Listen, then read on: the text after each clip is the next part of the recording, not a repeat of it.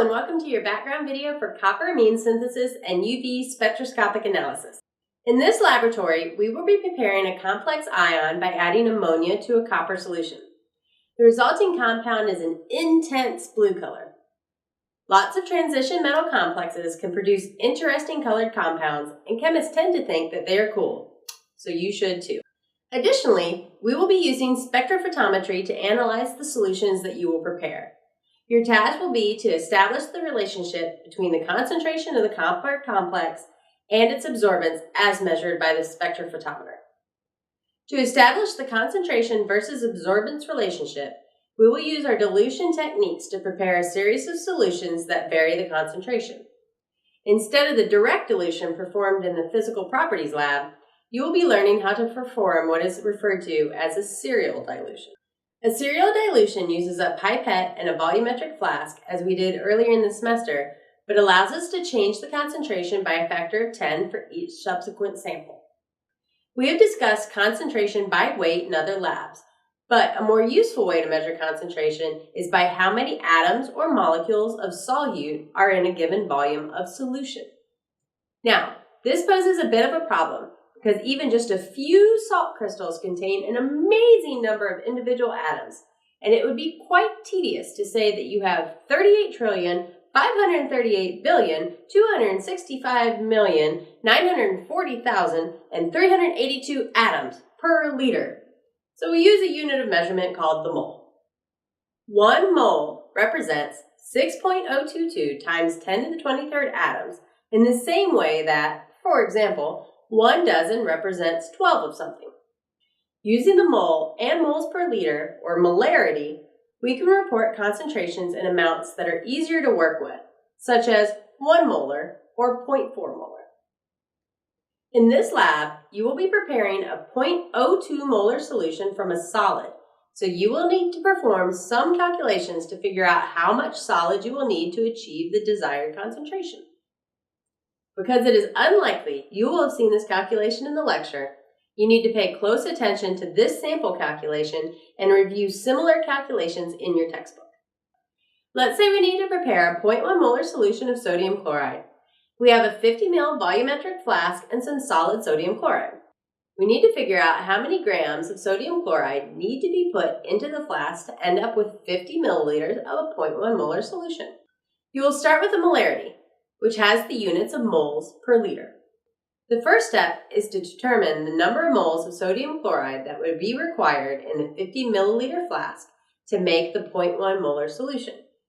We will first convert milliliters to liters, then multiply the molarity by the volume to get moles. Now we know that we need to put 0.005 moles of sodium chloride into the flask. However, we can't measure out 0.005 moles of sodium chloride because our balance measures in grams. To convert moles to grams, you'll have to determine the molar mass by using the values from the periodic table. The molar mass represents how many grams of the substance would be observed if you had 1 mole.